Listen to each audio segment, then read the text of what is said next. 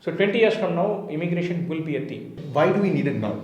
Second question, why are we just targeting certain communities?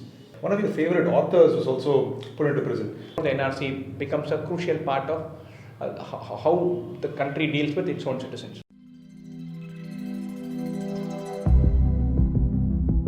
Hi guys, we've done a piece on CAA, NPR, NRC. We've covered all the facts. There were quite a few comments in the previous videos also which said we need to discuss some things and then talk about maybe some of the complications in it, not just talk about just the facts. We're going to have an attempt at it, have a stab at discussing that. Right? So we have with us Bharat. We're going to just shoot the breeze. We're not going to do, it's not even a debate setting, just going to talk about this framework. And over to you.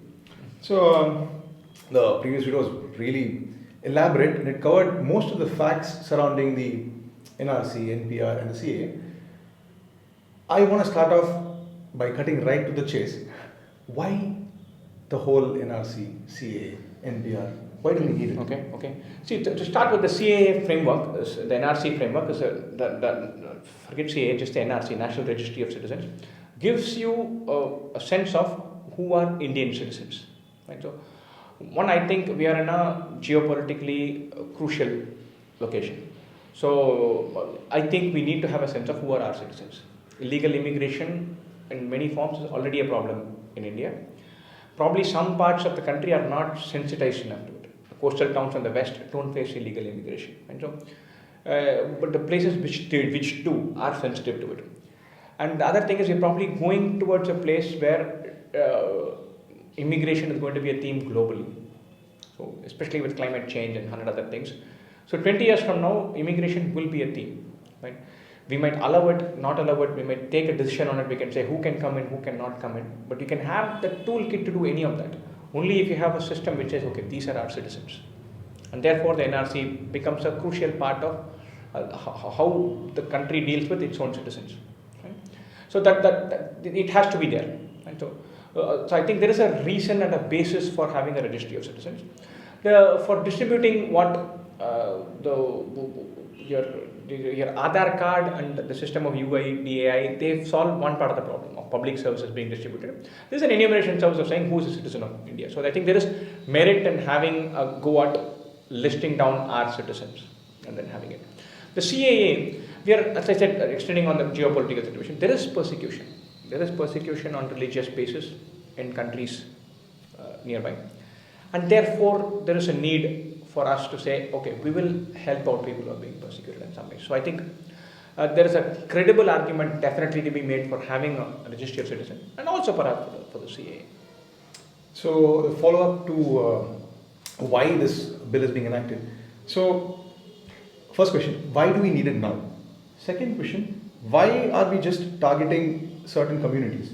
Like why are these communities the only ones that we decide to help? For example, Sri Lankans in India or Rohingyas in Myanmar are not being protected by this act. Correct. See, on the issue of why now, the original framework of NPR was envisaged maybe even 10-15 years ago. So I don't think there is a compelling point in history which is saying, okay, this is the moment where we have to look at it. The process of thinking along these lines started 15 years ago.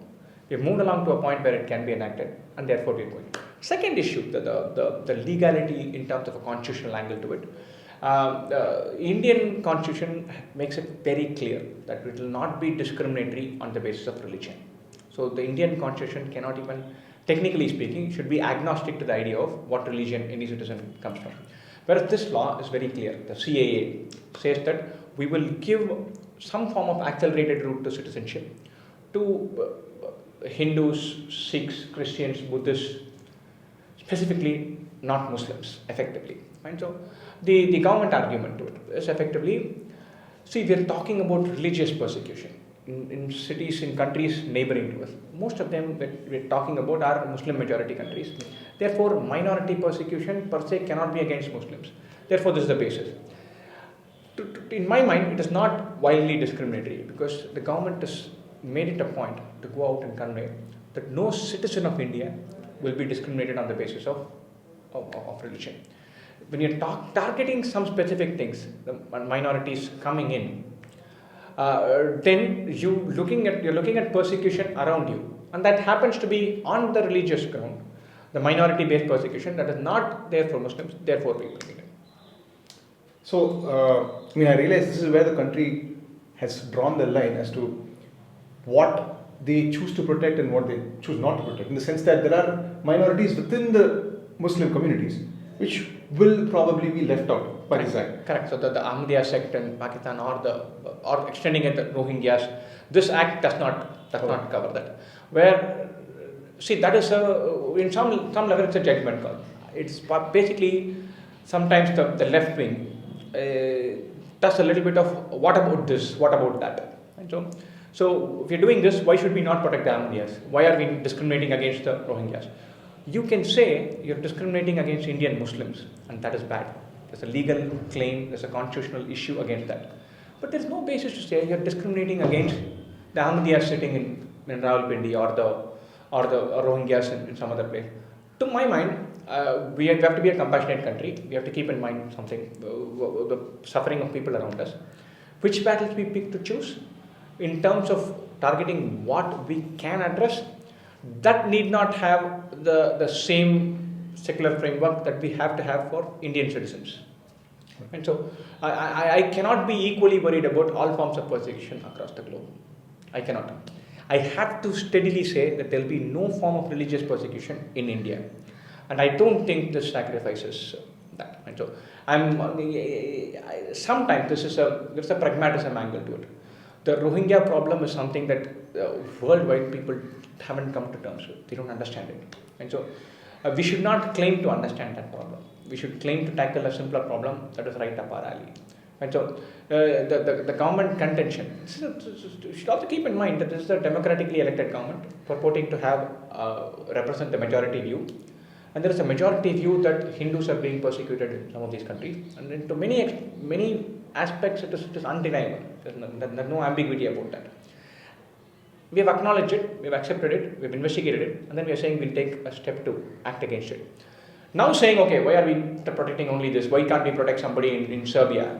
That is a round of whataboutery which I don't think is relevant.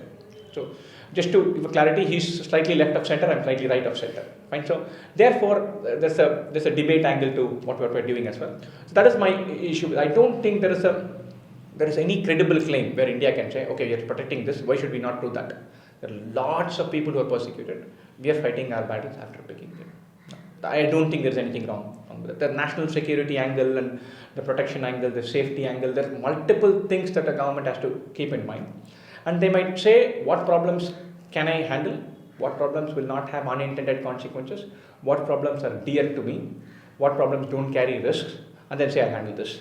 I can imagine all of these questions being not satisfied for any other segment that we think about. So, okay, we trust the government enough to have elected them. We trust the government enough to go after this. I don't think that's a big issue.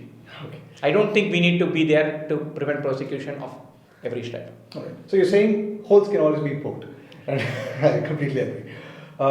So there are some other things that I have problems with, in the sense that I've come to terms with the fact that this is going to be enacted. This is some way or the other going to be a thing that is going to be executed at some point. The things that I have problems with are some of the issues that the poor might face when it comes to proving their citizenship to India. For example, you and I, if we were at a place where our citizenship is being questioned, we could figure out a way to prove our citizenship. We are Hindus, and we've been in this. Either with documentation or with rupees. We'll get out of jail. Legally.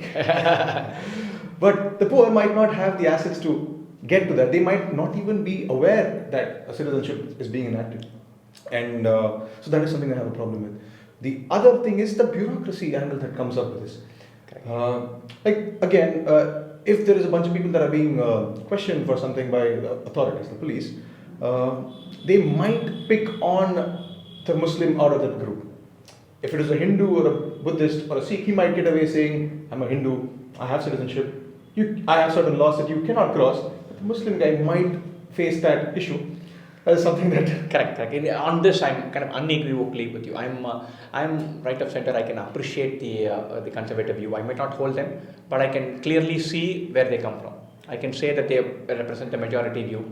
But what this law in its implementation is going to end up doing is going to empower the bureaucracy. some guy who's a Sarkari guy from somewhere is going to have a notepad where he can say, this guy is a citizen or not a citizen, or I'm not really sure. And that person being empowered like that scares the bejesus out of me. And so it is going to be disproportionately tough for poor people. And that's a pain, because it's going to take time and money to prove that you're a citizen. So far, I've never had to think about that question. I'm a daily wage laborer. From some state, but I'm working in some other state. But I've never had anyone say, okay, are you a Hindu? Now somebody can say, are you a Hindu? And that's a pain point for me. While the onus of proving that I'm a Hindu will certainly fall on me, and I don't appreciate that. And for poor, it's going to be disproportionately high. So this is a point which I suddenly realized after I read an article and saw a video by one Mr. Prashant Kishore. It's a wonderful guy. He articulates how this is going to become tougher for poor people brilliantly, and that I completely agree with. In its implementation, it can become discriminatory. The point that you mentioned, where the police can merely pick up a bunch of citizens, bunch of people, bunch of residents, and then ask them, okay, no, I don't know where you are from, I don't know what kind of citizen you are, whether you are a citizen of India. If the person picked up as Hindu or Buddhist, they say, okay, I'm already a citizen, this is my document. Or if I'm not, anyway, I'm going to become a citizen, or I have a route to citizenship. Whereas the poor Muslim person does not have a route to that.